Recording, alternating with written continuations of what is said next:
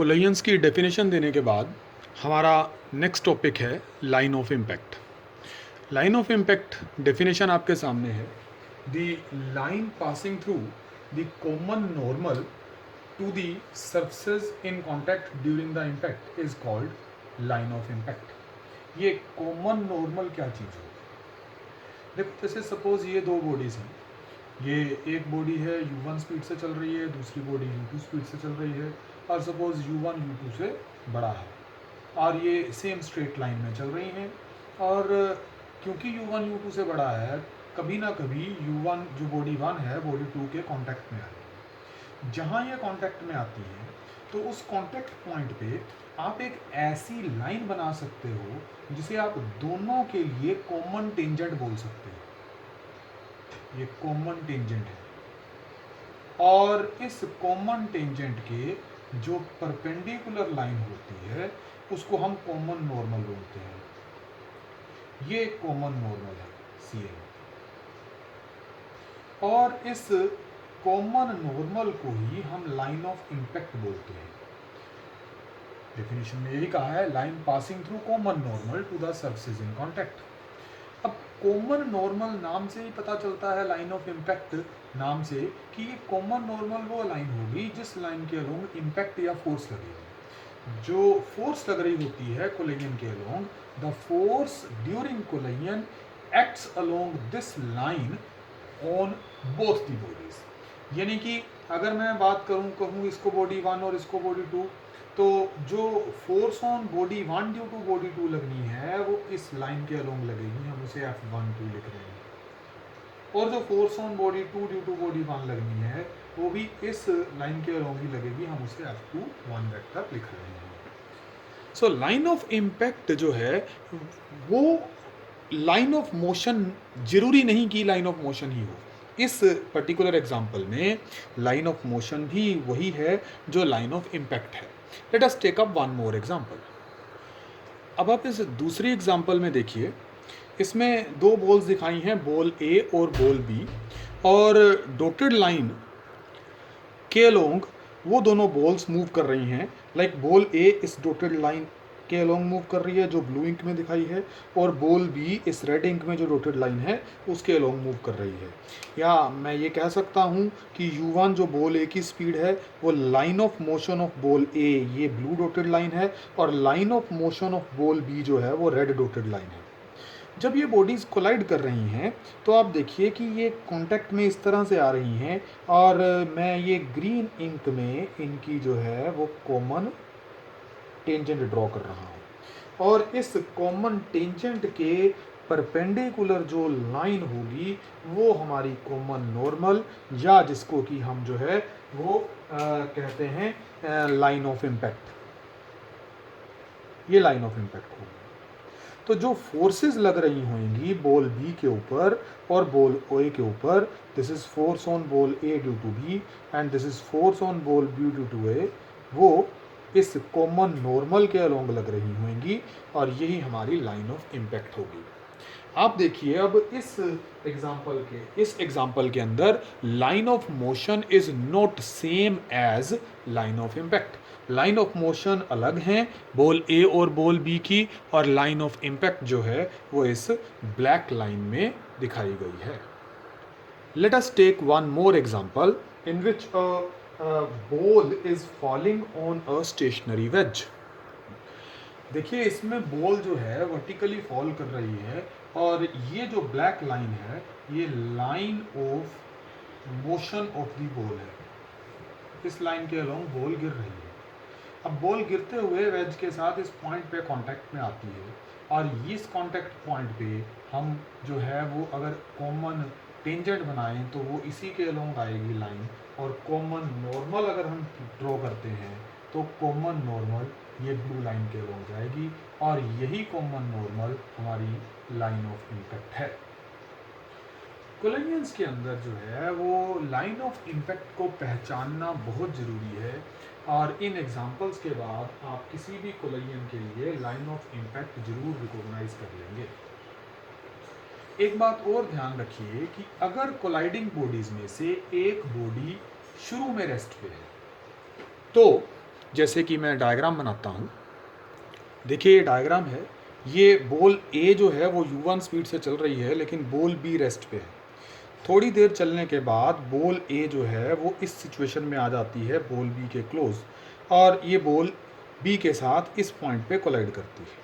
अब ये जो लाइन है ये तुम्हारी कॉमन टेंजेंट है, और इसके परपेंडिकुलर जो है ये कॉमन नॉर्मल है।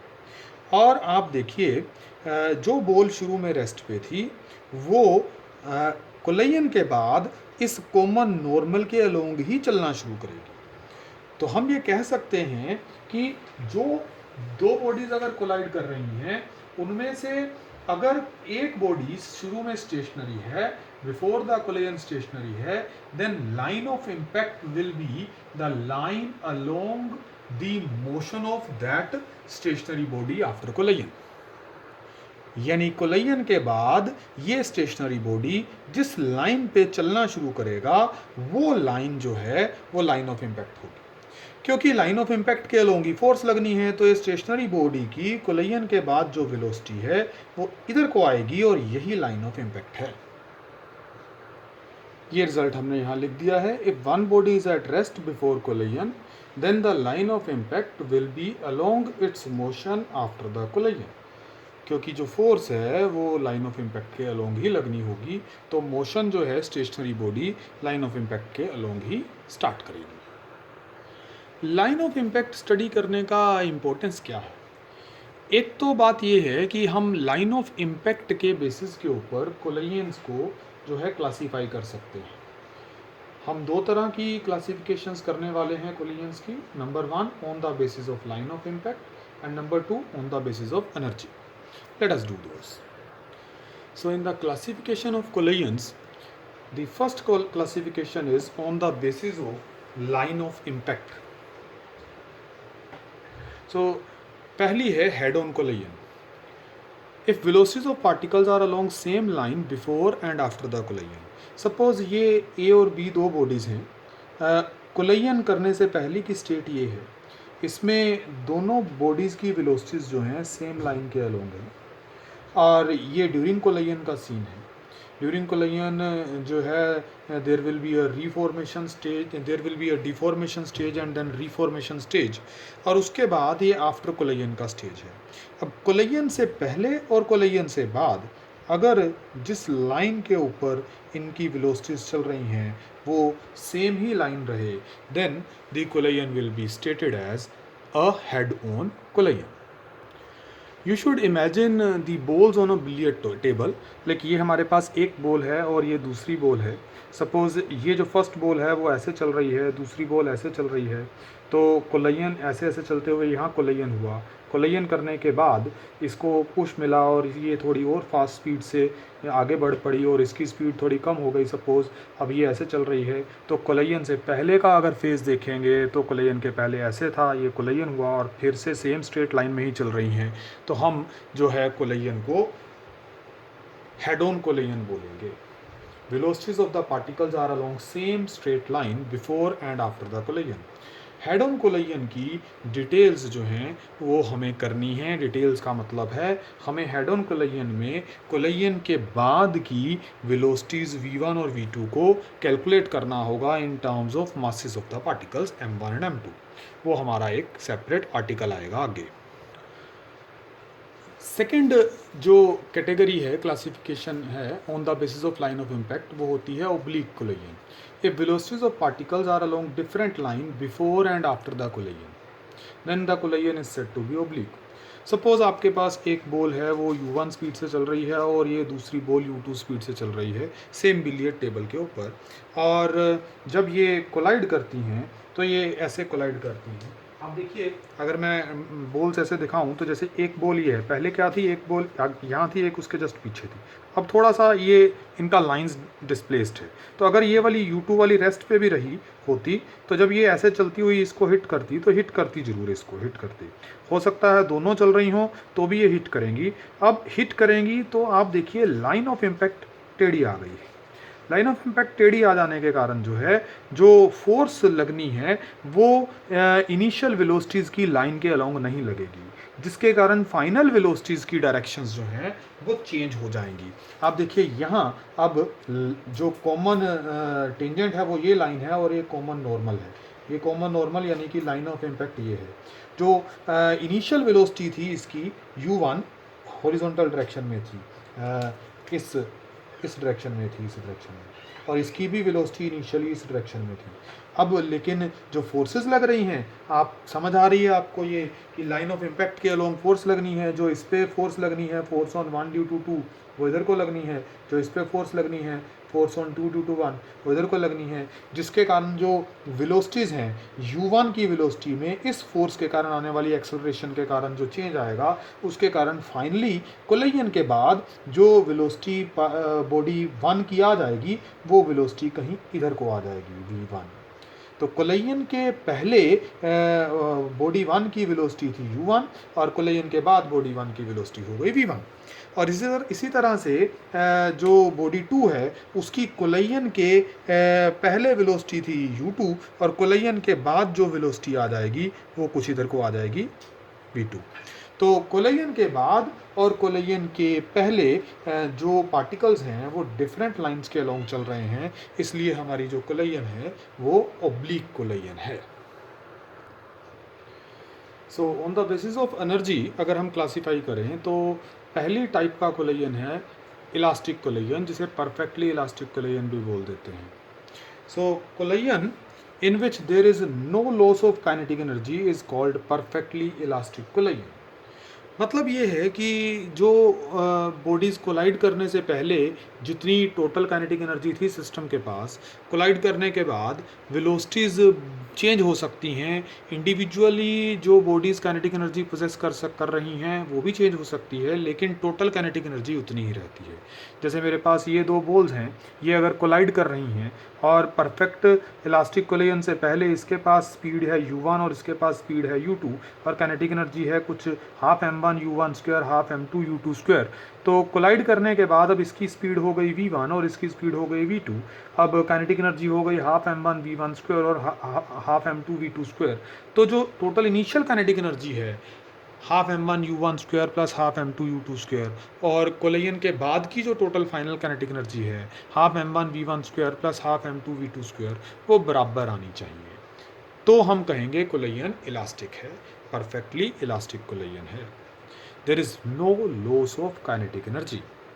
अब आप ये बात देखिए कि जब कोलाइड होती है तो कोलिजन के दौरान जो है पार्टिकल जो हैं उनकी जो शेप है वो डिफॉर्म होती है, फिर वो रीफॉर्म होती है, और डिफॉर्मेशन के दौरान इसको जो है इनको डिफॉर्मेशन के दौरान पोटेंशियल एनर्जी मिलती है, पोटेंशियल एनर्जी में चेंज हो जाती है इलास्टिक पोटेंशियल एनर्जी में।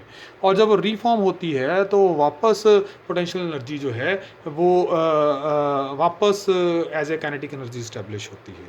तो we must understand that perfectly elastic collision में पार्टिकल्स या bodies they will regain their shape and size completely after collision, completely regain कर लेती हैं, जिसके कारण उनकी मैकेनिकल एनर्जी का कोई भी फ्रैक्शन जो है वो डिफॉर्मेशन पोटेंशियल एनर्जी के तौर पे स्टोर्ड नहीं रहता। सारी की सारी जो एनर्जी है वो कोलिजन के बाद वापस काइनेटिक में चेंज हो जाती है। तभी हम कहते हैं कि काइनेटिक एनर्जी जो है कंजर्व्ड है।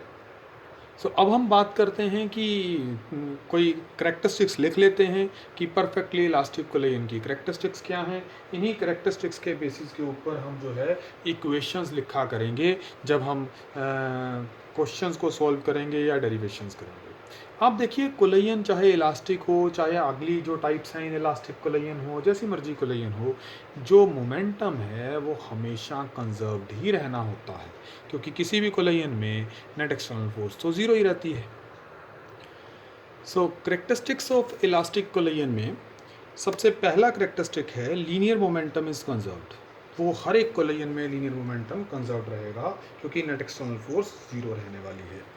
दूसरा करेक्टरिस्टिक है कि काइनेटिक एनर्जी इज़ कंजर्व्ड, और वो स्पेशली इलास्टिक कोलिजन का करेक्टरिस्टिक फीचर है।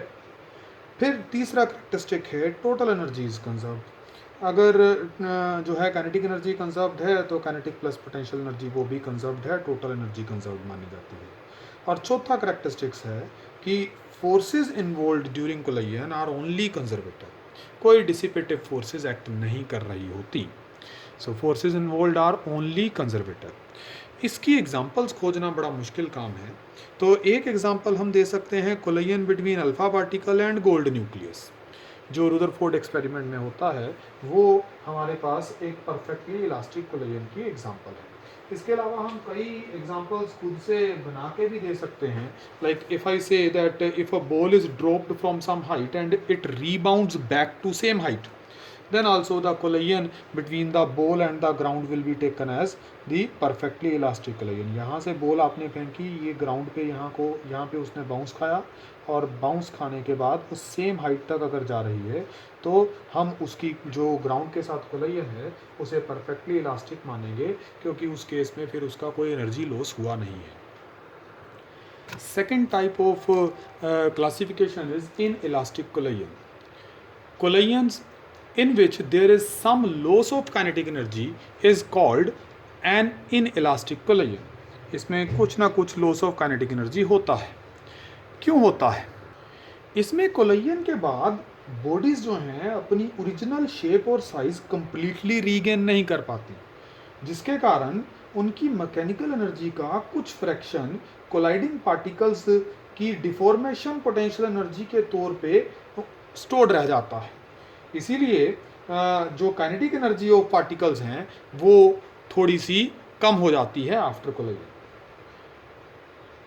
जो ये कोलिजन्स हैं ये भी नेट फोर्स इसमें भी ज़ीरो रहेगी और मोमेंटम कंजर्वेशन तो इसमें भी वैलिड रहेगा, यानी कि law of conservation of momentum valid है, यानी लीनियर मोमेंटम कंजर्व्ड होगा, लेकिन kinetic energy it is not conserved.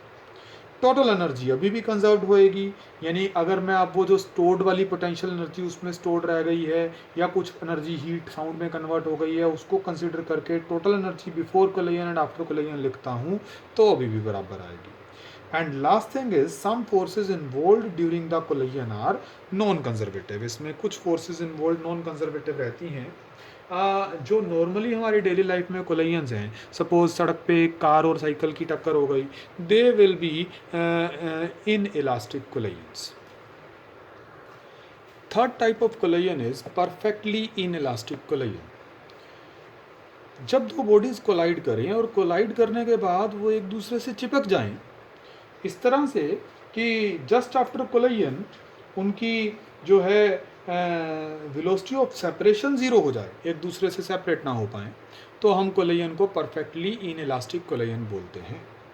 Definition यहाँ लिखी है, if after collision two bodies stick to each other and then move as a single body with common velocity we call the collision as perfectly inelastic collision.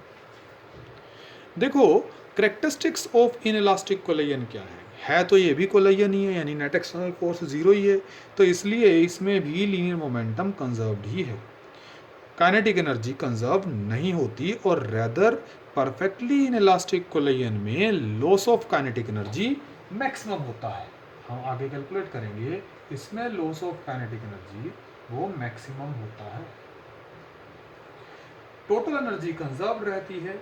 इसमें जो forces involve रहती हैं वो forces सिर्फ और सिर्फ non conservative ही रहते हैं। हम इसकी कई सारी एग्जांपल्स दे सकते हैं।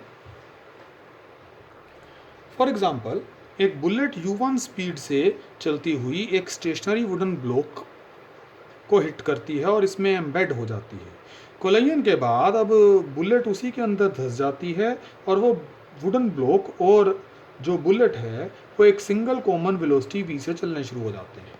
तो आप देखिए कि कोलिजन के बाद दोनों की ब्लॉक और बुलेट की सेपरेशन वेलोसिटी ज़ीरो है, रादर दोनों ही एक कॉमन वेलोसिटी से चल रहे हैं, चिपक गए हैं एक दूसरे से। तो ऐसी collision perfectly inelastic collision की कैटेगरी में आएगी। अगर एक प्लेयर जो है वो भागता हुआ आता है और एक ट्रॉली के ऊपर जंप कर जाता है और उसके बाद वो ट्रॉली के साथ एक सिंगल कॉमन वेलोसिटी चलता है, तो collision between the player and the trolley will also be the perfectly inelastic collision. इसके बाद हमारी चौथी टाइप है super elastic collision. Super elastic collisions वो कोलेजन्स होती हैं जिनमें कोलेजन के बाद टोटल काइनेटिक एनर्जी बढ़ जाती है। If after collision total kinetic energy increases. इनमें जो कोलाइडिंग बॉडीज हैं उन्हीं के अंदर एक ऑलरेडी स्टोर्ड पोटेंशियल एनर्जी जो है वो काइनेटिक में कन्वर्ट हो जाती है। For example bursting of crackers, ये एक सुपर इलास्टिक कोलाइजन की एग्जांपल है। अपनी नेक्स्ट वीडियो के अंदर हम इन सारी कोलाइजन की टाइप्स को जो है वो मैथमेटिकली कैटेगराइज करने के लिए एक पैरामीटर डिफाइन करना सीखेंगे जिसे हम कहेंगे कोफिशिएंट ऑफ रेस्टिट्यूशन। तो वो कोफिशिएंट ऑफ रेस्टिट्यूशन की डेफिनेशन करके उसकी वैल्यू रेंजेस से भी हम आइडिया लगा लेते होते हैं कि कोलाइजन जो है वो परफेक्टली इलास्टिक है, परफेक्टली इनइलास्टिक है, कि सुपर इलास्टिक है। सो वो हम नेक्स्ट वीडियो के अंदर करेंगे। Thank you.